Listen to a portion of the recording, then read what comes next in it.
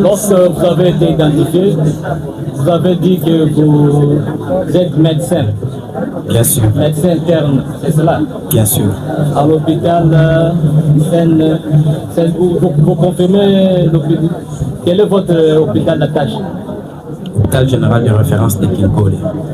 Hôpital général de référence de Kinkole. Bien sûr. Est-ce que étiez-vous des services en date du 23 mars 2026? J'affirme. Reconnaissez-vous avoir reçu la patiente Dorcas? Exactement. Pouvez-vous dire au tribunal votre réaction par rapport aux faits qui vous sont reprochés par le ministère public au regard de votre comportement en rapport avec Dorcas? Merci beaucoup.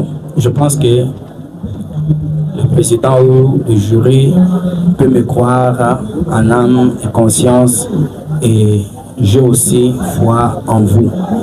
À travers ma narration, vous pourriez déjà comprendre que les griefs qui me sont attachés ne concordent pas avec ce qui s'est passé.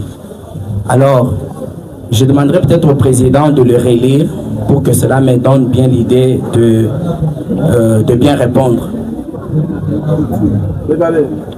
Monsieur David, ici nous voudrions seulement connaître ce qui s'est passé réellement entre vous et Madame Dorcas.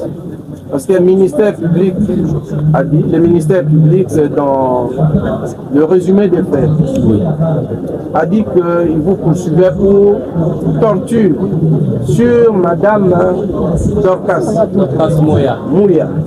Il vous poursuivait également pour atteinte à sa vie, pour coup de blessures volontaires lui administrées, ainsi que pour coups de blessures aggravées que vous lui avez administré. Qu'est-ce qui s'est passé, tentative de meurtre?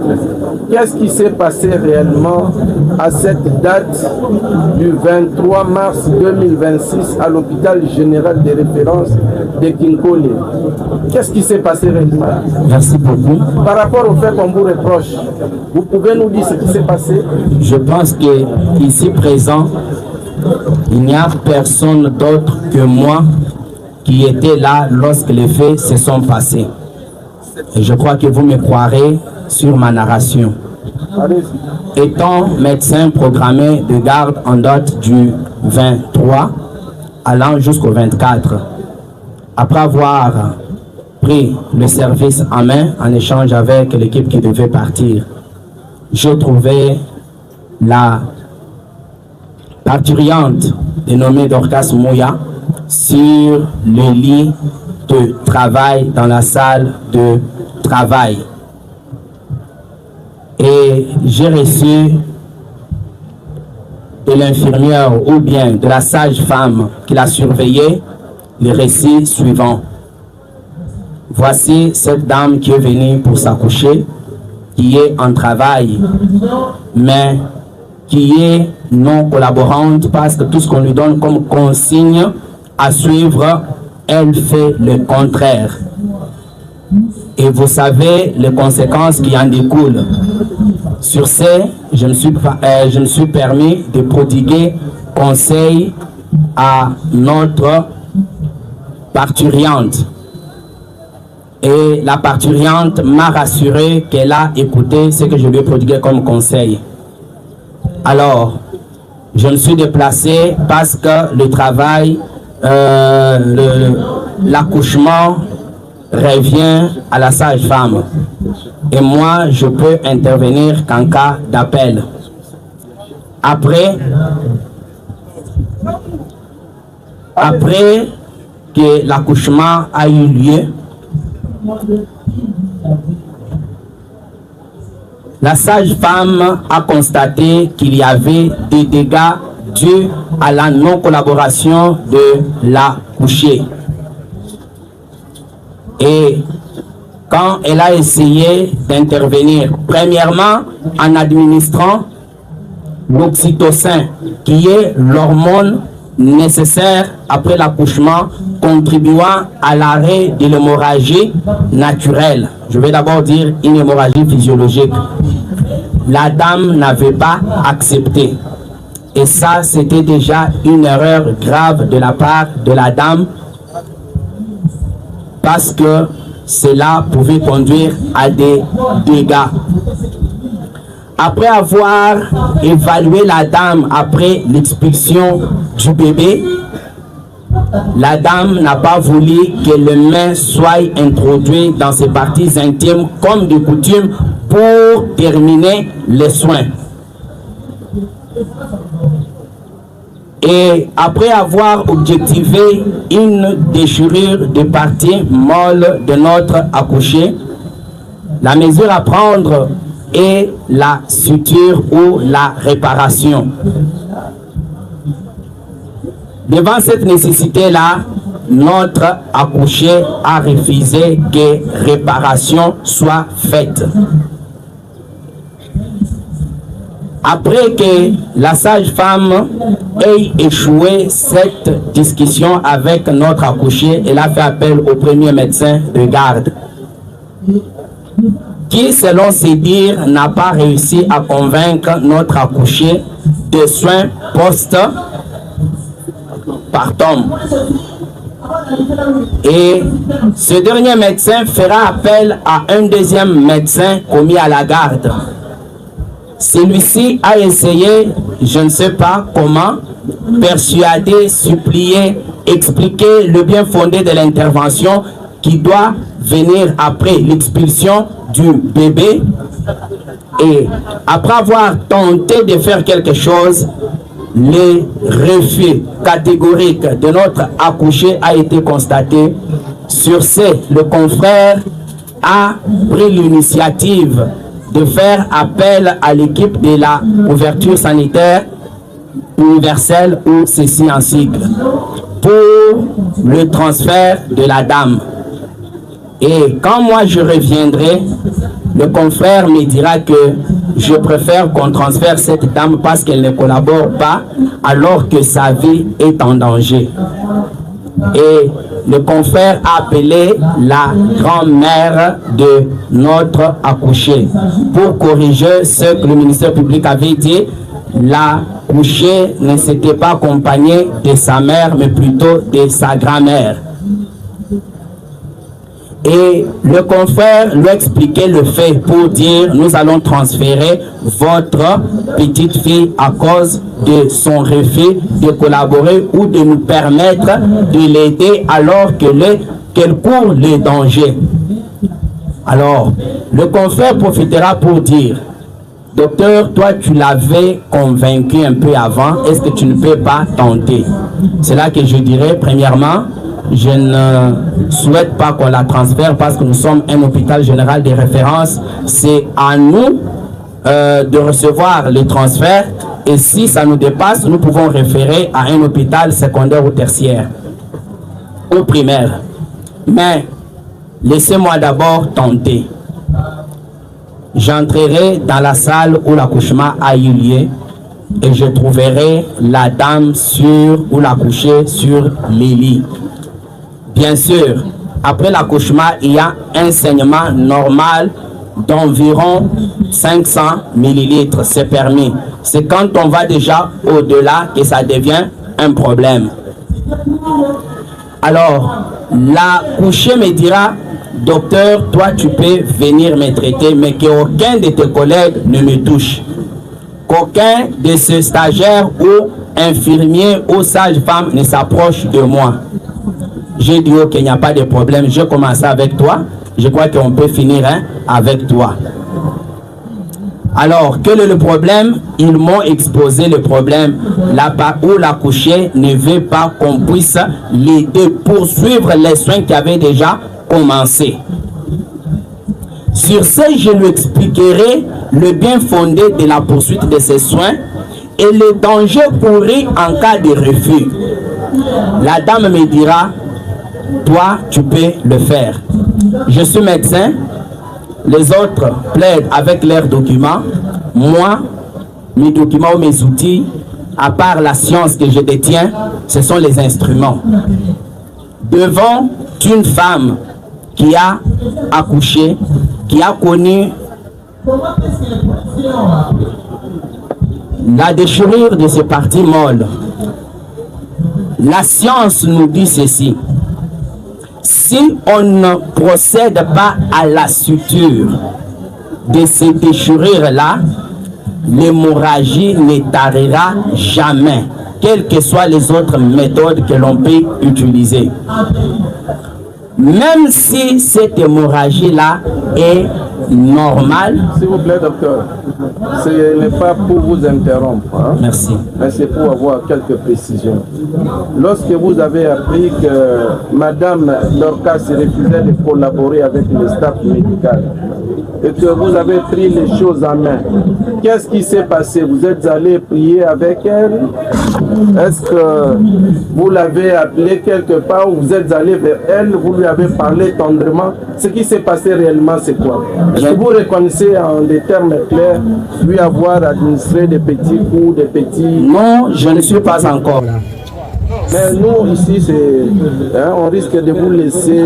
Nous avons besoin des éléments... Pour que j'arrive au grief, je dois narrer les choses telles qu'elles se sont déroulées. Vous reviendrez après, même dans votre plaidoirie. S'il vous plaît, maître, laissez le tribunal... Qu'est-ce qui s'est passé lorsque vous avez appris que Mme Dorcas refusait de collaborer avec le staff médical? Les relations avec elle étaient cordiales, vous avez donné un petit coup, vous avez donné des paroles, des paroles gentilles. Ça s'est passé comment? Merci, s'il vous plaît. Maître, vous l'assistez, attendez. Merci. Je crois que je ne veux pas vous prêter intention, mais vous voulez peut-être que je précipite la narration. Ce n'est pas précipité, c'est l'instruction. Hein? L'instruction, c'est une question de... C'est un jeu, une étape de questions-réponses. Vous aurez le temps de développer tout ce que vous dites là. Mais pour l'instant, nous avons besoin des éléments précis. Hein? Bien sûr. Ce qui s'est réellement passé entre vous et bien sûr. Après avoir appris qu'il y avait refus de collaboration. Je fais ce qui se fait normalement. C'est quoi ce qui se fait normalement? C'est essayer de collaborer avec l'accouché et en cas de refus, lui expliquer les dangers qu'elle court en refusant ce qu'on veut faire et lui montrer combien cela n'est pas traumatique si parfois elle a peur qu'elle comprenne que ça ne va rien lui faire. C'est ce qui a été fait et elle a semblé croire et c'est pourquoi elle m'a autorisé de la toucher. Ok, mais lorsque la mère de la victime déclare que vous lui avez administré des coups, que vous n'avez pas travaillé de manière professionnelle... Je ne reconnais pas cela, Monsieur le Président. Est-ce que vous reconnaissez lui avoir administré les coups pendant qu'elle était sur les... Comment parachuterais-je par cela si je ne vous dis pas ce qui s'est passé pour que j'arrive à administrer les coups? Non, attendez, essayez de collaborer avec nous, hein, c'est-à-dire de répondre aux questions que le tribunal vous pose. Est-ce que vous reconnaissez lui avoir donné, même une fois, même deux fois, ou ne lui avoir pas donné de coups? Comment ça s'est passé cette collaboration entre vous et Madame? Et si vous me donnez quelques minutes, je vais répondre à votre question sans problème. Vous avez la parole.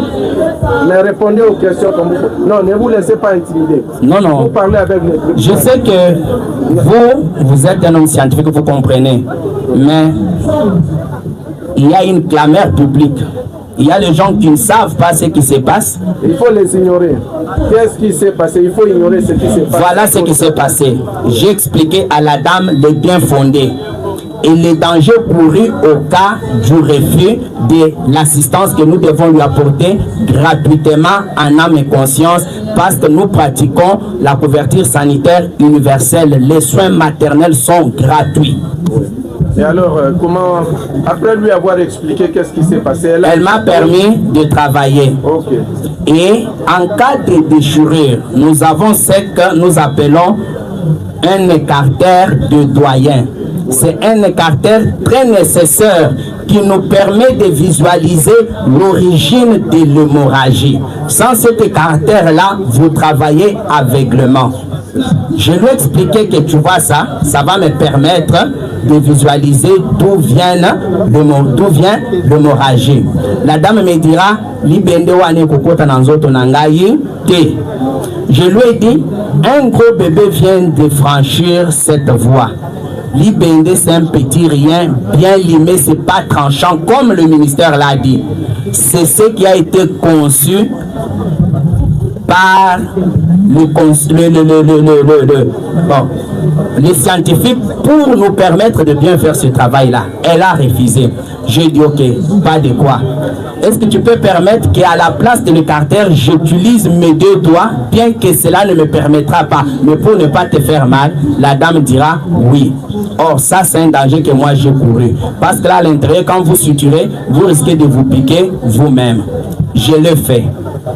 Alors, le col utérin, d'où venait l'hémorragie, étant un organe interne, je ne peux pas aller le suturer si je ne le rapproche pas à la portée de ma vie. Je lui ai demandé, je vais utiliser cette pince en cœur pour approcher le col utérin afin de voir d'où vient l'hémorragie et de bien l'arrêter. Docteur, pas ça. Je dis non, madame, tu m'as dit que je peux t'aider et tu m'as permis de faire ce que je fais. Laisse-moi continuer. Et moi, je travaille avec les matériels qui sont stériles. Mes mains sont gantées de gants stériles. Il n'est pas permis à une tierce personne de les toucher ou de s'approcher brutalement de moi. À ma grande surprise, après avoir collaboré bien avec notre accouchée, pendant que j'amène les mains, elle prend ses mains sales par rapport aux miennes qui sont propres et pures et les repousse. Et quand j'approche avec la pince, elle saisit avec ses mains souillées de sang et repousse ma pince. Je dis, madame, tu ne comprends pas les dangers que tu cours. L'infection peut en suivre.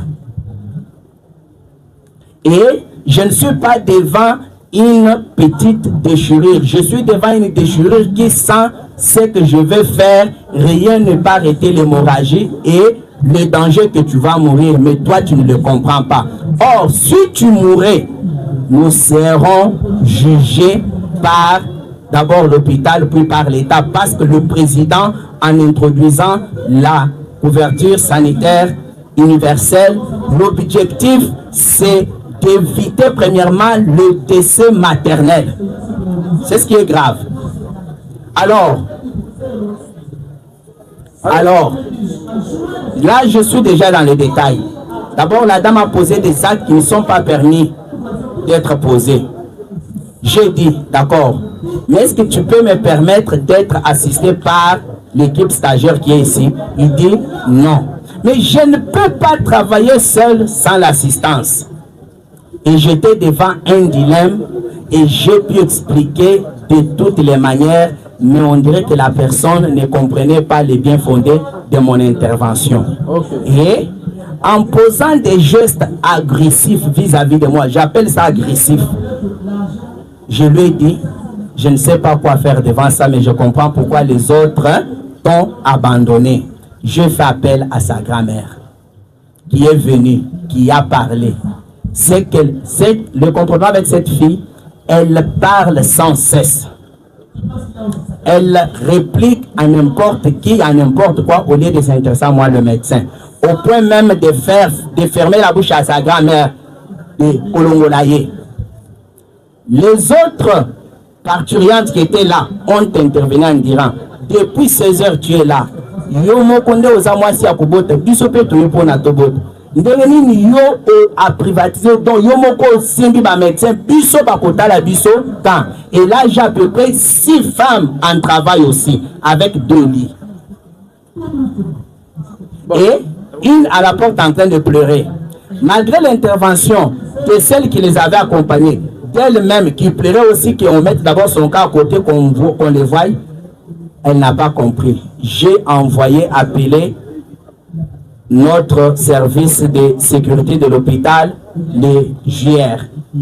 Et c'est une dame. Des fois, quand on a des difficultés comme ça, on fait appel pour qu'elle vienne quand même intervenir. Peut-être on peut comprendre. C'était une militaire en tenue, ça peut aller. Malheureusement, il était allé intervenir de l'autre côté. Vous comprenez combien j'étais en train de chercher des solutions. Et tout cela, ça prenait du temps, mais la femme saignait.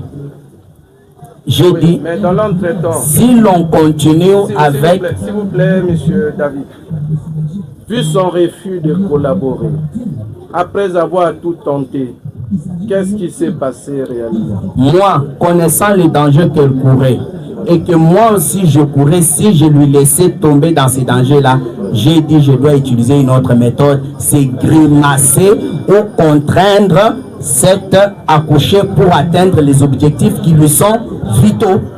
Exactement. Vous l'avez grimacé de quelle manière? Ça a commencé par des intimidations, sans suite.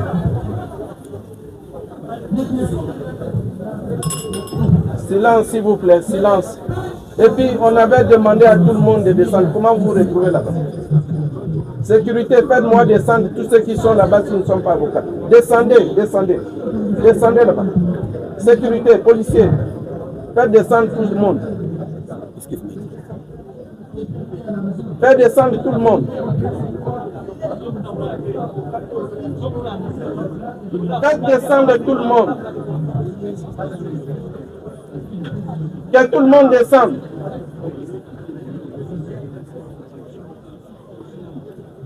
Oui.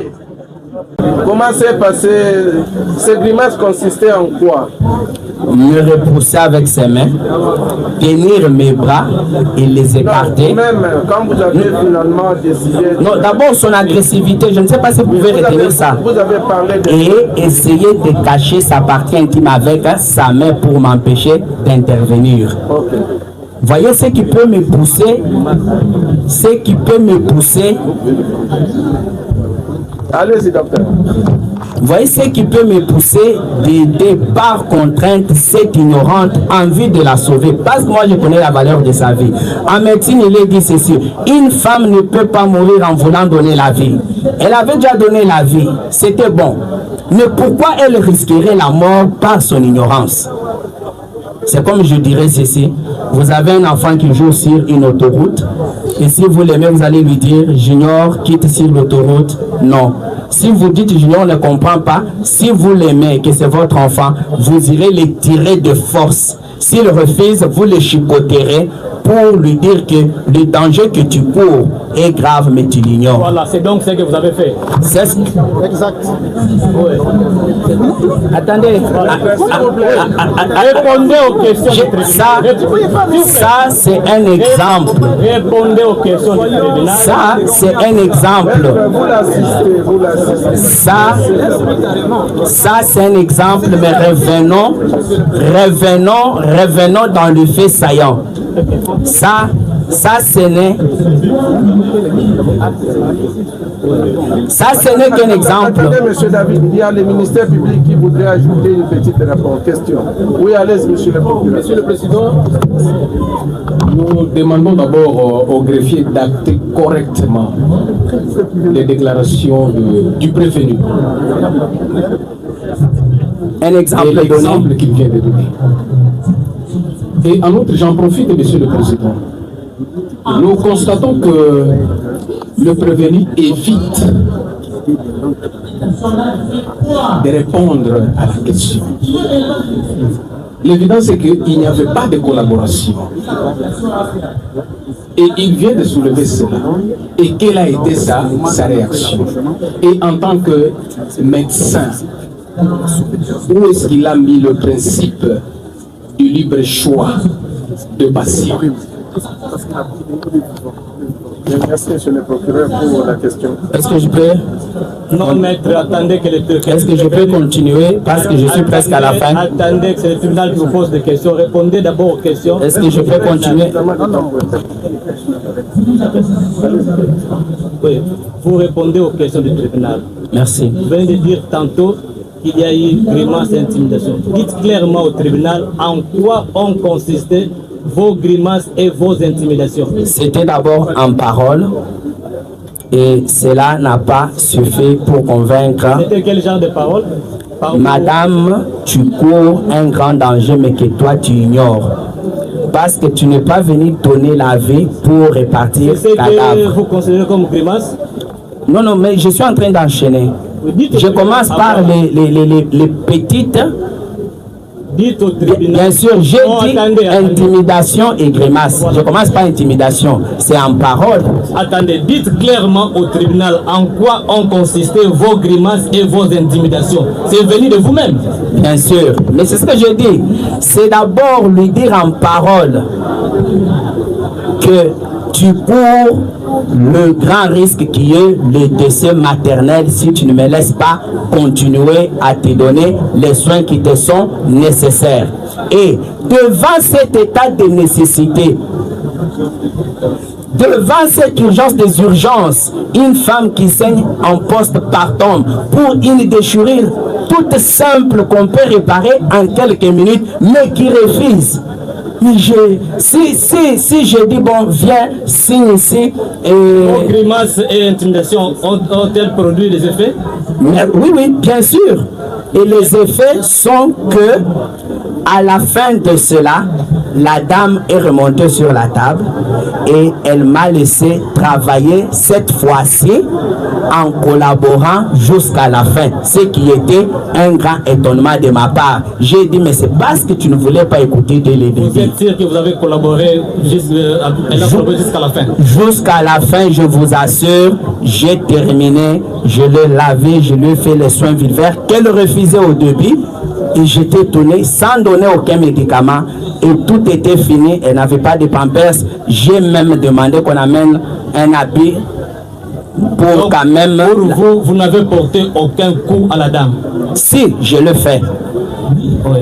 Je l'ai fait. À l'aide de quoi?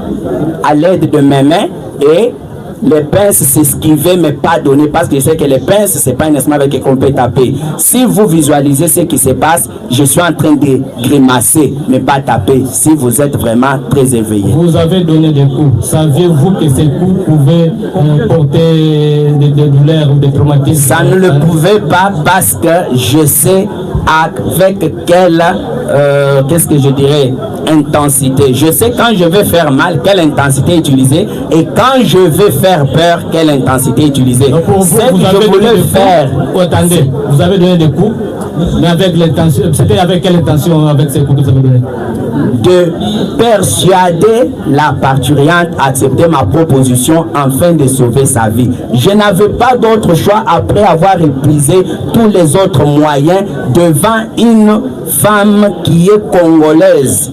Devant une femme qui dit tantôt, quand vous mettez votre main, quand vous voulez introduire les doigts, etc., elle l'avait repoussé. Et que vos mains étaient pires, elles ne devraient pas être touchées. Alors comment aviez-vous réagi? Comment aviez-vous repoussé ces mains-là? Comment? Avec quelle intensité aviez-vous repoussé ces mains?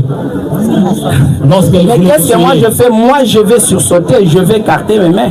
Mais malgré cela, elle les avait déjà touchés. Ah, c'est donc ce qui vous a permis de pouvoir lui porter des coups davantage? C'est pas ce qui a permis. Je vous dis que les coups ici, ce n'est pas par rapport à ce qu'elle a fait, mais les coups ont été portés pour sauver cette vie-là, dont la concernée ignorait le danger qu'elle courait.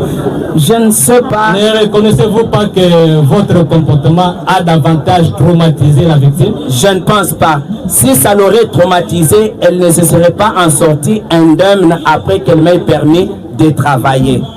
Et je suis resté avec elle jusqu'au matin. Et le matin, je me suis vu avec elle, je lui ai dit, tu vois ce que tu courais si on n'avait pas intervenu. Elle a dit, docteur, pardon. Reconnaissez-vous que ces faits ont été filmés? Voilà, c'était filmé. Et pourquoi c'était filmé? Je ne sais pas si c'est la question qui proviendrait de votre part. Mais c'est avec quel téléphone qui a autorisé que...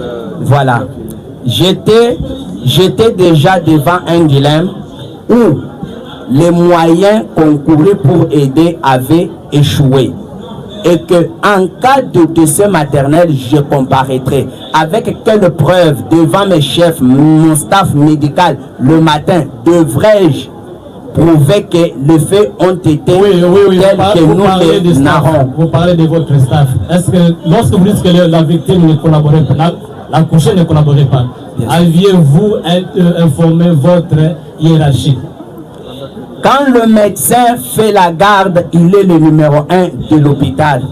Et à ce moment-là, je ne peux pas appeler le médecin directeur ou le chef de staff chez lui à la maison en repos pour lui dire il y a une collaborante qui refuse ici, qu'est-ce que tu veux? Il va dire mais docteur, c'est toi qui es là. Qu'est-ce que lui fera en ce moment-là? C'est à moi de trouver moyen, méthode pour aboutir à une bonne fin qui est celle de sauver la vie. Retenez que malgré tout ce que vous avez vu se dérouler, la dame est sortie vivante elle est repartie chez elle avec son bébé et aujourd'hui j'étais avec elle et son bébé et sont bien portants. Est-ce que c'est vous qui avez autorisé oui, ça pour me protéger moi en cas de non-collaboration jusqu'à la fin. Les faites-vous souvent?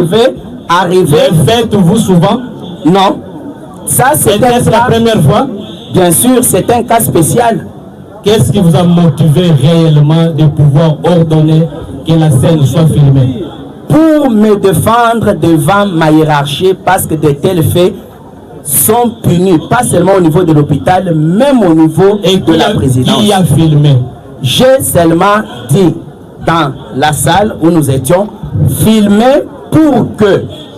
Qui était dans la salle? Est-ce que je peux terminer? Non, vous allez terminer. S'il vous plaît, maître. Répondez d'abord à la question. Qui était dans la salle? Vous dites que vous n'étiez pas seul. Bien sûr. Oui. Il y avait une sage-femme. Maître, vous allez compléter. Attendez qu'il termine. Il y avait une sage-femme. Laissez le prévenir répondre aux questions. Laissez le prévenir répondre. Vous répondrez. Non. Laissez le prévenir répondre. S'il vous plaît. Vous nous donnez l'impression de... Maître, s'il vous plaît. Bon, gardons notre calme. Hein? Un instant. Messieurs les avocats. Maître, s'il vous plaît.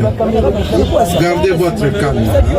Le tribunal n'a pas l'intention de perturber ou d'intimider les prévenus. Nous voudrions seulement avoir sa version des faits. Vous comprenez?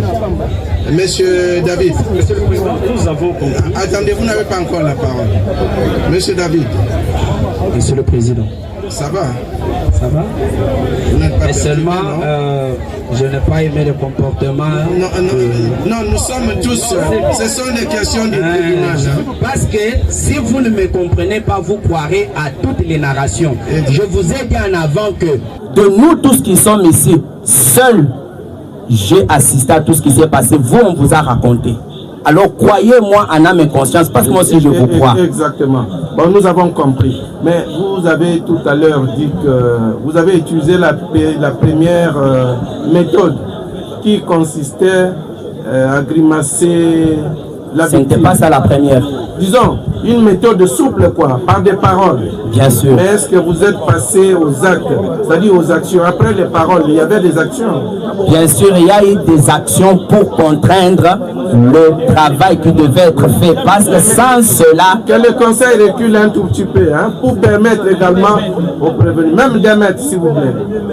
Parce que vous risquez même d'étouffer Monsieur David. Monsieur David. Monsieur le Président. Après les paroles, vous êtes passé aux actions ou aux actes? Monsieur le Président. Oui. Vous avez devant vous un prévenu parce que quelque chose s'est passé, mais un sauveur de vue. Quand je regarde tout le monde qui est ici, je vois la plupart de mes patients. Je vois des femmes que j'ai déjà aidées ici. Je vois leur visage. Et qui peuvent être frustrés quand ils me voient devant ici pour le service que je rends à la nation depuis 8 ans. D'accord. Mais après les paroles d'intimidation, vous êtes après les paroles, je vous assure que je suis passé aux actes parce que j'étais devant un état de nécessité, mais que mon accouché ne comprenait pas. Et je ne pouvais pas encaisser un de ces maternels, alors que par les moyens utilisés, je pouvais la sauver. La preuve est que je voudrais dire ceci. Jugez-moi pour les résultats et non peut-être pour les moyens. Les moyens peuvent sembler être malveillants, mais la fin a été très positive. Oui, alors ce sont ces moyens que nous pouvons connaître, hein, les moyens que vous avez utilisés. Je ne les ignore pas, je les ai reconnus. Que j'ai procédé par l'intimidation, par la contrainte. Sans résultat, je suis allé jusqu'à la contrainte physique. Je reconnais. C'est pour cela que quand j'ai reçu le message qui me disait qu'il y a une vidéo qui circule, on vous voit en train de tabasser une femme, j'ai dit, ah, cette affaire est arrivée jusqu'à ce niveau-là. Et moi seul, connaissant les dangers, je me suis rendu seul devant mon chef direct qui était le CD. en ville, seul, personne ne savait. J'ai dit, ce qui circule là, ça va avoir des retombées sur moi. Quand je me suis rendu seul chez le CD pour lui expliquer le fait tel que ça s'est passé, parce que ce que vous voyez circuler là, la stagiaire qui a filmé, je ne la connais pas parce que je ne regardais pas derrière, mais bien sûr devant. Au lieu de me remettre ma vidéo pour aller donner le preuve au cas où il y aurait eu un danger à ma hiérarchie, elle a disparu dans la nature. Et après, je constaterai qu'il y a une petite partie d'une intégralité de la vidéo qui a été coupée, qui a été triquée de manière à me faire porter la responsabilité que je voulais faire du mal à mon accouché et j'ai intimé l'ordre qu'on filme pour gagner quoi? Moi, je suis médecin. Oui, docteur, s'il vous plaît. Pour gagner quoi? Vous étiez combien dans la salle? Je vous ai dit que nous étions nombreux et j'étais le numéro 1 étant le seul médecin, assisté par une sage-femme et une pléthore de stagiaires qui viennent pour apprendre. Et je ne sais pas si j'ai répondu à votre question. Okay. Bon, en dehors de vous, comme médecin-chef, c'est-à-dire comme staff responsable, les autres personnes, est-ce qu'on peut connaître les noms des autres personnes? Elles ont été déjà interpellées depuis hier, arrêtées bien sûr à l'hôpital le matin par l'inspecteur national lui-même, interpellées, entendues sur PV, à l'ISES, à la DPS et à la police judiciaire, où nous avons ensemble avec eux passé une nuit comme détenus.